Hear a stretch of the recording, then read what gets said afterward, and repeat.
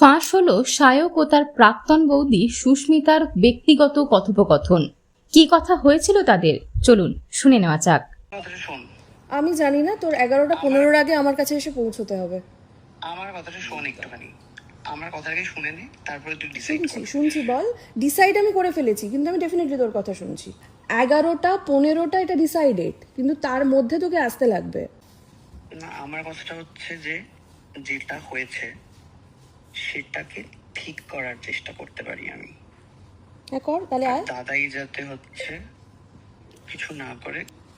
আমার জানা নেই রে, সত্যি বলতে। একটু আইডিয়া দে আমাকে। আমার নিজের কোনো আইডিয়া নেই। বল আমার কথাটা শোন। বল শুনে এসেছি তো। যখন লাস্ট তুই 7 যখন বছর কিছু আমি বলবি, শুনে এসেছি তোদের কথা। তুই যখন কিছু বলবি আমাদেরকেও বলতে ডেফিনেটলি হবে। তো তোরা কেন বলে করছিস? দিয়েছিস, আমি তো কিচ্ছু করিনি বলার, তোরা বলে দিয়েছিস। আজ আমি এখনো পর্যন্ত বলেছি? তোদের কোনো বিষয়ে আজও পর্যন্ত না সোশ্যাল মিডিয়া দেখতে পাবি। তুই এটা তুই কিছু করিস না। তুই না ঠিক আছে, শোন না, দেখ 7 বছর ধরে তো ব্ল্যাকমেলই করেছিস।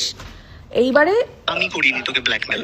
আচ্ছা ঠিক আছে, তুই করিসনি, তোর দাদা করেনি, পৃথিবীর কেউ করেনি। দাদাই তো করলেও করতে পারে, আমি আমি জানি না। আমি নিজে, তোরা যেগুলো নিয়ে ব্ল্যাকমেল করবি বলছিস, আমি নিজে সেটা বলবো আগে, ঠিক আছে? কেন নিজের ব্যাপারে বলবি, আর সুস্মিতা? আমার কারণ কথাটা শোন। আমি আর ব্ল্যাকমেল হব না, ঠিক আছে? ফাইন, তোকে তো কেউ ব্ল্যাকমেল আমি করবে না। আমি দাদার সাথে কথা বলছি। না, সেটা কথা নয়। আমি কথা বলছি, আমার কথাটা শোন। এটা করিস না। আমি সেটা দাদাকে শুরু সামলাচ্ছি। থেকেই এই কথাটা ছিল, আমি কিন্তু আমাদের সামলাচ্ছি, fine, হ্যাঁ, শুরু সেটা থেকে ছিল। এই কথাটাই দাদাইয়ের ছিল কিছু যে বিষয়েতে আমরা problem, কোনো দাদাইয়ের কথা লোকজন কারুর আমাদের এগেনস্টে একবার বলবো শোন, না। একবার শোন আমার শুরু কথাটা আমি শেষ শুনে করতে দে। এসেছি, এতদিন তোদের কথাই শুনে এসেছি। আজও পর্যন্ত আমি বাজা এই কথাটা আমি শুনে এসেছি, কিন্তু আমি বলিনি যে তোরা বাচ্চা চাস না, তোদের কারণে বাচ্চাটা মারা গেছে। এগুলো আমি কিন্তু সোশ্যাল মিডিয়ায় বলিনি। আমার সুযোগ ছিল, বহু সুযোগ ছিল। তুই আমাকে যে বলেছিস যে দাদা ভালোবাসে না তো কি হয়েছে, বাইরের আমার লোকের কথাটা সাথে একটু শুয়ে শোন, আয়, আমার কথাটা। এই সমস্ত কথা কিন্তু আমি বলিনি কাউকে এখনো পর্যন্ত। তোর দাদা আমাকে যে অন্য মেয়ের সাথেও যে মানে অন্য মেয়ের সাথে শুয়েছে আমাকে সামনে বসিয়ে রেখে, সেটাও কিন্তু আমি বলিনি কাউকে।